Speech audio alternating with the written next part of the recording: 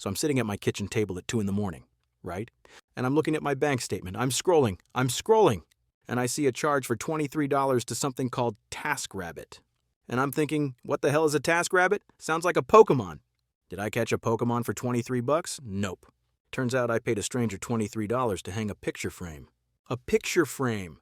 The kind you just put a nail in the wall and hang it up. My grandfather would have done this in 4 minutes while smoking a cigarette and complaining about the government. Me? I paid a guy named Derek who showed up in a Honda Civic and used my hammer. And then I see another charge, $65. Rover dog walking service. I have a dog. His name is Biscuit. Biscuit has 4 legs, 4 functional legs. And yet, I paid a 19-year-old college student named Madison to walk my dog because I was too busy. Too busy doing what, Bill? Sitting on the couch watching strangers play video games on Twitch? I keep scrolling. $39 for meal prep delivery. $15 for premium streaming to watch a show I'll never finish. $12 for a meditation app because I'm stressed about money. You see the irony here? I'm paying $12 a month to calm down about the fact that I'm hemorrhaging money. And that's when it hit me like a freight train made of student loan reminders. I am financially alone. I don't mean I'm single. I mean I have outsourced my entire life to strangers on the internet. Because I don't know my neighbors. I haven't called my college friends in 8 months. And the last time I had a real conversation with someone who wasn't trying to sell me car insurance was, I don't even remember. And it's costing me hundreds of dollars a month. Welcome to the loneliness economy, baby, where your empty social calendar is making corporations rich and you broke. The loneliness tax is real. Here's the thing nobody wants to talk about. We are living through what scientists are calling the loneliness epidemic. Sounds dramatic, right? Sounds like something a news anchor says while standing in front of a burning building. But it's real. Studies show that more Americans than ever report having 0 close friends. Not 2 friends, not one kinda okay friend. 0. We're out here living like Tom Hanks in Cast Away, except instead of a volleyball, we've got a subscription to BetterHelp.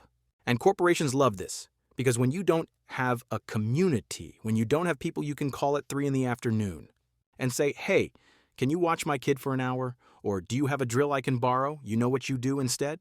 You pay. You pay TaskRabbit Derek. You pay Madison the dog walker. You pay the meal prep company. You pay for parasocial relationships with streamers and podcasters who don't know you exist. I pulled up my credit card statement and I categorized everything I spent money on last month. That used to be handled by friends, family, or neighbors back when people actually knew each other. You ready for this number? $847. $847. That's almost $10,000 a year. $10,000 I'm spending because I'm too socially awkward, too busy, or too tired to knock on my neighbor's door and say, hey, you got a ladder? Let me break this down for you because this is where it gets dark. The parasocial trap. You know what a parasocial relationship is? It's when you feel like you know someone, but they have no idea who you are. You watch their videos, you listen to their podcast, you donate $5 during their live stream, and they say your username out loud and you feel seen for exactly 4 seconds. And listen, I'm not judging. I've been there. I had a Twitch subscription to a guy who plays Minecraft. I convinced myself we were friends because he read my chat message once. He said, thanks for the sub, Bill pays the bills 87. I rode that high for a week. But here's the problem. These relationships cost money, and they don't give back. Your real neighbor, the one who lives 3 houses down, that guy will lend you his lawnmower for free. He'll watch your house when you're on vacation. He'll tell you which mechanic in town is a scammer and which one is legit. The streamer you're subscribed to, he will not help you move. I promise you this. You show up at his house with a U-Haul and he's calling the cops. But we've convinced ourselves that paying for connection is normal. We're subscribing to friend simulators, that you. We're paying $9.99 a month to send messages to AI chatbots that pretend to care about our day. We're donating to Patreon pages to feel like we're part of the community.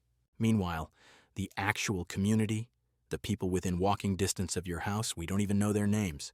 I ran an experiment last week. I walked outside. I walked up and down my street. I tried to name every person who lives on my block. I got 3. 3 out of maybe 20 houses, and one of those 3, I only know him because his dog bit me in 2023. His name is Gerald. The dog's name is Sergeant. Sergeant is a menace to society. The bill breakdown. Okay, let's get tactical. Let me show you exactly where my money is going. Because I'm living like a hermit in a cave made of Amazon Prime boxes. Meal delivery and food apps, $193. You know what this is? This is me being too tired to cook and too scared to ask my coworker if they want to grab lunch. So instead I pay $17 for a sad burrito delivered by a guy named Skylar who definitely judges my tip amount. Gig economy services $89. This is TaskRabbit Derek, furniture assembly people. Someone I pay to help me organize my garage. You know who used to help you organize your garage? Your buddy Jeff. But Jeff moved to Nevada, and now you're alone with your junk and a stranger named Trevor who charges $40 an hour. Pet care services $65, Madison the dog walker, Biscuits, doggy daycare. A monthly subscription box of dog toys that Biscuit ignores because he prefers to chew on my furniture like a tiny furry anarchist. Entertainment and parasocial subscriptions $112. Netflix, Hulu, Disney+, YouTube Premium, Spotify, Twitch subs, Patreon pledges. I'm paying over $100 a month to watch other people live their lives while I sit on my couch eating microwave popcorn in my underwear. Therapy and wellness apps $78. BetterHelp, Calm, Headspace. I'm literally paying money to have a robot voice tell me to breathe deeply and let go of stress caused by paying too much money for apps. Random convenience purchases $310. This is the big one. This is Uber Eats because I don't want to drive, grocery delivery because I don't want to see people. Paying extra for contactless everything because human interaction feels like emotional labor. You add it up, that's $847. But here's the thing that keeps me up at night. This number doesn't include the hidden costs. The opportunity costs, the fact that I'm not building relationships that could lead to better jobs, business partnerships, or even just someone to call when my car breaks down and I need a jump. I'm not investing in social capital. I'm renting temporary solutions to permanent human needs. And the saddest part? I know people who would help me. I just don't ask. Because asking feels vulnerable. Asking feels like admitting I can't do it alone. So instead I pay strangers on apps and pretend I'm independent. The system wants you isolated. Now here's where I'm going to say something that sounds like a conspiracy theory, but isn't. The system wants you lonely. I'm not talking about some shadowy organization in a basement plotting your demise. I'm talking about the natural incentives of modern capitalism. Every company, every app, every service provider makes more money when you are alone. Think about it. If you have a strong community, you borrow tools instead of renting them. You carpool instead of Ubering. You watch your friends' kids instead of paying for daycare. You cook together instead of ordering delivery. You fix each other's stuff instead of calling professionals. Community is a threat to profit margins. So what do we get instead? We get apps that simulate community. We get premium memberships to exclusive groups that are just Zoom calls with strangers. We get influencers selling us courses on how to build your tribe for $397. The loneliness epidemic isn't just a social problem, it's a business model. And we're all subscribed. I was talking to my buddy Marcus the other day. Actually, let me be honest, Marcus isn't my buddy. He's a guy I used to work with in 2019 and we're connected on LinkedIn. That's the modern definition of friendship, apparently, but Marcus told me something wild. He said his grandmother back in the day raised 4 kids in rural Mississippi on basically no money. And you know how she did it? Community. The neighbor lady watched the kids. The guy down the road fixed the car. They traded vegetables from their gardens. They went to church together not because they were all super religious, but because that's where you saw people. His grandma didn't have $847 in loneliness expenses. She had a network. And that network wasn't built on Wi-Fi. It was built on showing up, helping out, and actually knowing people's last names. My wake-up call. So here's what broke me. 2 weeks ago, my sink started leaking. Not a big leak, just a little drip, drip, drip situation under the cabinet. Annoying, but fixable. Old Bill would have immediately gone to Google, typed emergency plumber near me, and paid some guy $200 to show up, look at it for 6 minutes, and tighten a pipe. But I'm trying to be smart now, so I posted in my neighborhood Facebook group. I said, hey, anybody know how to fix a leaky pipe? I'll buy you a 6-pack. You know what happened? 4 people responded in 10 minutes. 4 actual human beings who live within a half mile of my house. One guy named Carlos said he's a retired plumber and he'd swing by after work. Another lady named Jennifer said her husband is handy and they'd help if Carlos couldn't. Carlos showed up the next day, fixed my sink in literally 12 minutes, refused the beer. Said, nah man, just help me move some boxes next weekend. I saved $200, and I made a friend. Well, maybe not a friend yet, but I know his name. I know he likes the Dodgers. I know he's got a daughter in college. We're not best buddies, but we're not strangers anymore. And that matters, because 2 days later my car wouldn't start. Dead battery. And instead of calling 8AA and waiting 90 minutes, I texted Carlos. He came over with jumper cables. We got the car started, I bought him coffee. We talked about how gas prices are insane. Cost to me, $4 for coffee. Value? Priceless. And I'm not even being corny. I literally could not put a price on the relief of not being stranded and helpless. The Community Capital Playbook. All right, so here's the part where I tell you how to stop being a financial hermit and start building what I'm calling community capital. This is not about becoming some extroverted social butterfly who hosts block parties every weekend. I'm not asking you to be Mr. Rogers. I'm asking you to be strategic about the fact that humans are social animals. And we do better financially and emotionally when we're not doing life completely solo. Step 1. Learn 3 neighbors' names this month. That's it. Just 3. Walk outside. Say hi. Introduce yourself. Ask what they do. Mention you're around if they ever need anything. That's the seed. You're planting seeds here. Step 2. Join or create one hyper-local group. This could be a neighborhood Facebook group, a community garden, a running club, a tool-sharing library. Find one thing where you interact with the same people repeatedly in the same physical location. Repetition builds trust. Trust builds community. Step 3. Offer help before you need help. This is critical. You can't just show up when your transmission dies and expect people to rally. You gotta build goodwill. Offer to watch someone's dog, lend out your ladder, share your Costco membership, give before you take. Step 4. Audit your loneliness expenses every month. Look at your credit card statement. Highlight everything you paid for that could have been handled by a friend, neighbor, or community member. Meal delivery? That's what potlucks are for. Dog walker? That's what your neighbor with a teenager looking for gas money is for. Handyman? That's what the retired guy down the street with too much time and a full toolbox is for. Step 5. Host something small and low pressure. You don't need to throw a fancy dinner party. Invite 2 neighbors over for coffee. Organize a driveway hangout where people bring lawn chairs and beer. The point is proximity. You need to be around people in real life, not just liking their vacation photos on Instagram. Now I know what you're thinking. But Bill, I'm an introvert. I don't like people. People are exhausting. I hear you. I do.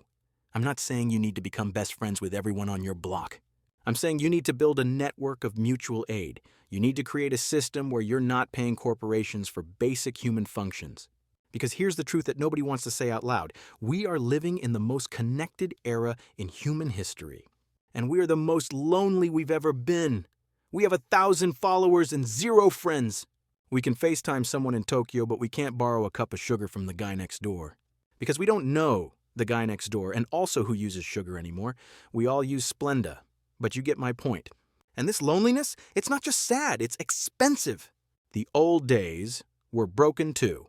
Okay, time out.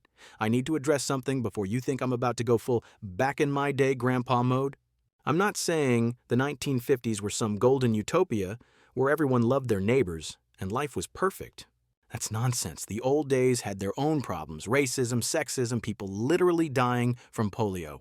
It wasn't all picket fences and apple pies, but they had something we don't have anymore. They had interdependence. You needed your neighbors because you didn't have apps. You didn't have Amazon Prime delivering toilet paper to your door in 2 hours. If your car broke down, you couldn't just summon a tow truck with your phone. You had to knock on Bob's door and ask Bob for help. And Bob helped you because next month Bob's roof might leak and he's going to need you. It was a system, not a perfect system, but a functional system. And somewhere along the way, we traded that system for convenience, and convenience is expensive. I can order dinner from my phone without talking to a single human being. The food shows up. I eat it alone. I throw away the plastic container. I pay $17 plus tip plus fees. And I tell myself this is easier than cooking with a friend or going to a neighbor's house for dinner. But is it? Is it really easier to spend $200 a month on delivery food than it is to occasionally interact with other human beings? Or have we just been trained to think that interaction is the hard part? The brutal math of isolation. Let me show you the real cost of loneliness by comparing 2 hypothetical versions of me. Version 1, current Bill, isolated Bill, the guy who pays for everything because he has no community. Version 2, community Bill, the guy who actually knows people and leverages social capital. Current Bill's monthly expenses, meal delivery, and takeout, because cooking for one is depressing, $190. Dog walker because no one's around to help, $65. Handyman services for basic repairs, $90. Babysitter for niece when sister's in a pinch, $80. Therapy app subscription because he's lonely and anxious, $78. Entertainment subscriptions to fill the void, $112. Paying for classes and communities online to feel connected, $62. Miscellaneous convenience charges because doing things alone is harder, $170. Total $847 per month, $10,164 per year. Community bills, monthly expenses, meal costs for occasional potlucks and cooking with friends, $45. Dog care, $0. Neighbor's kid walks biscuit for free in exchange for Bill walking their dog when they're out of town. Handyman services, $0. Carlos fixed the sink. Bill helped Carlos move boxes. Babysitter, $0. Bill's part of a babysitting co-op where parents trade childcare. Therapy app, canceled. Bill actually talks to people now and feels less insane. Entertainment subscriptions cut in half because Bill watches movies at a neighbor's house sometimes and they share accounts. Classes and communities replaced with free local meetups and a book club. Convenience charges way down because Bill plans better and asks for help when needed. Total, approximately $212 per month, $2,544 per year. The difference? $7,620 annually. $7,620. That's a used car. That's a down payment on a house in some states. That's an emergency fund. That's freedom! And all it cost was learning people's names and being willing to help out occasionally. Why we're so bad at this now. Here's the part where I gotta be real with you. Building community is hard in 2026, and I'm not just talking about effort. I'm talking about the fact that our entire society is designed to keep us separated. We work long hours in jobs that drain us. We commute alone in cars. We live in suburbs where houses are spread out and there's no town square to naturally run into people. We come home exhausted and the last thing we want to do is be social. So we order food, we scroll our phones, we watch TV, we go to bed, we wake up and do it again. And every corporation with a delivery app is praying you stay in this cycle. Because the lonelier you are, the more you buy. I read this article that said something like 40% of Americans eat dinner alone most nights. 40%. We're not talking about people who live alone by choice. We're talking about people who are sitting at their kitchen tables by themselves, eating microwaved leftovers, watching Netflix on their laptops. That's me. I'm in that 40%. And it's not because I want to eat alone. It's because organizing a dinner with friends feels like planning a military operation. Coordinating schedules, picking a restaurant, dealing with dietary restrictions, it's easier to just not. But easier is killing us, financially and emotionally. The comparison to the past. My dad told me a story once. He grew up in a small town in Pennsylvania in the 70s. And he said when someone's house caught fire, the whole street showed up. Not firefighters, neighbors. They formed a bucket line. They pulled furniture out of the house. They helped rebuild. Nobody sent a Venmo request afterward. Nobody invoiced each other. It was just what you did. Fast forward to last year, my apartment building had a small kitchen fire. You know what happened? Everyone stood in the hallway filming it on their phones for TikTok. Nobody helped. Nobody offered the family a place to stay. The fire department came, put it out, and we all went back to our apartments and closed our doors. 2 days later, I saw a GoFundMe link for the family who lost their stuff in the fire. We've monetized sympathy. We've turned helping your neighbor into a transaction that happens online through an app with a 3% processing fee. And I'm not saying GoFundMe is bad. I'm saying it's weird that we need it. It's weird that we can't just knock on doors and say, hey, the Johnsons lost everything. Let's take up a collection and bring them some clothes and food. We've outsourced caring. The uncomfortable truth. Here's the thing I need to say, and it's gonna sting. Part of the reason we're lonely is because we chose this. Not consciously, not maliciously. But we made 1,000 small decisions that prioritize convenience over connection. We chose to order delivery instead of inviting someone over to cook. We chose to text instead of call. We chose to stay home and watch TV instead of going to the neighborhood barbecue because we're tired and people are exhausting. And listen, I get it. I'm guilty of all of this. I have RSVP'd maybe to every social event for the past 3 years and then not shown up because my couch looked too comfortable. But we can't keep blaming society or capitalism or technology when we are the ones swiping right on isolation every single day. You want community? You gotta build it. And building it means being uncomfortable. It means small talk with Bob at the mailbox even though Bob's a little weird and talks too much about his koi pond. It means showing up to the HOA meeting even though it's boring. It means saying yes when someone invites you to something, even when you'd rather stay home, Because the alternative is paying $847 a month to feel slightly less alone. And that's not a solution. That's just expensive loneliness with a subscription model. How this applies to you. So what do you do with this information? Step 1 is awareness. Open your bank statement right now. I'm serious. Pull it up. Scroll through the last 30 days. Highlight every single charge that exists because you don't have a strong community. Meal delivery? Highlight it. That's a loneliness charge. Pet services? Highlight it. Paying someone to assemble furniture? Highlight it. Therapy apps to cope with isolation? Highlight it. Streaming services you use to fill the silence? Highlight it. Add it up. I guarantee you it's more than you think. Step 2 is action. Pick one thing from that list and find a community-based alternative this week. Instead of ordering Thai food, text 3 people and say, "I'm cooking on Friday, you want to come over?" You split the cost of groceries, you cook together, you eat together. You just saved money and built connection. Instead of paying for a dog walker, post in your local Facebook group. Say, "Hey, I've got a dog. Anyone else have a dog? Want to walk them together sometimes?" Boom! Free exercise, free dog care, and you might make a friend who's not Carlos, but who's still pretty cool. Instead of paying for streaming services you barely use, cancel 2 of them and use that $30 to host a movie night. Invite neighbors. Make popcorn. Watch something together. You just turned passive consumption into active community building. Step 3 is consistency. You can't do this once and expect miracles. You gotta show up repeatedly. You gotta be the person who waves at people. The person who remembers birthdays, the person who offers help without expecting immediate payback. This is a long game. But the long game pays compound interest in ways that money never will. The objections. Now I know some of you are thinking, "But Bill, my neighbors are crazy." My neighbors are the kind of people who call the cops if your grass is half an inch too long. Fair. Not every neighbor is going to be your best friend. Some people are genuinely unpleasant, some people you just won't vibe with. But you only need a few good connections to make this work. You don't need to befriend the whole block.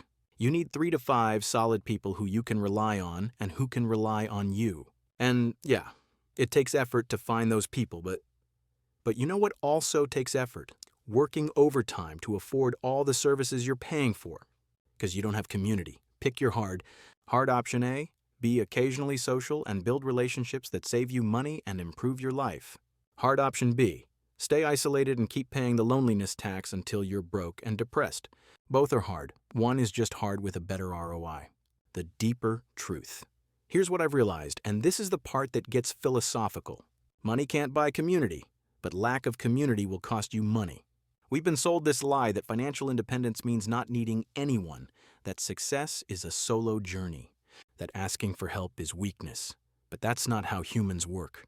We are built for tribes. We're built for cooperation. For thousands of years, we survived because we helped each other.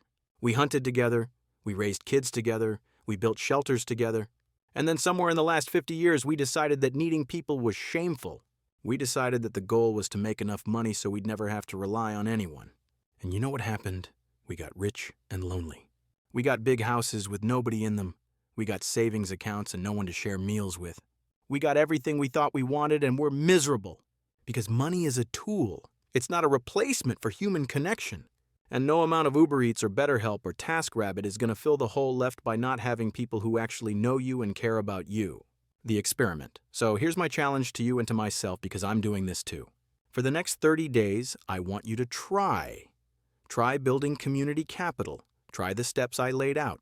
Learn 3 names, join 1 local group, offer help, host something small. And at the end of 30 days, look at your bank statement again. I bet you'll see a difference. Not just in dollars, although, yeah, you'll probably save some money, but in how you feel, in the quality of your days, in the weird, hard-to-measure sense that you're not doing this alone anymore. Because here's the final truth, the one I keep coming back to. The loneliest I've ever felt in my life wasn't when I was broke. It was when I was scrolling through social media at 2 in the morning, looking at pictures of people having fun, while I sat alone in my apartment eating cereal out of the box because I didn't want to dirty a bowl. That's loneliness, and you can't Amazon Prime your way out of that. You can only show up. You can only be brave enough to knock on a door, learn a name, offer help, ask for help, and slowly, painfully, awkwardly rebuild the thing that used to be free and normal and human. Community. It's the ultimate financial hack. It's also the ultimate life hack. And it starts with one conversation, so go outside, say hi to someone, learn their name, and maybe, just maybe, you'll save $847 a month. Or maybe you'll just save yourself. Either way, it's worth it. This is Mr. Bill. I'm going to go text Carlos and see if he wants to grab a beer this weekend. I'm also going to cancel 3 streaming services I haven't used in 4 months. Baby steps, people. Baby steps. You got this. And if you don't, find someone who does and ask them to help. That's what neighbors are for.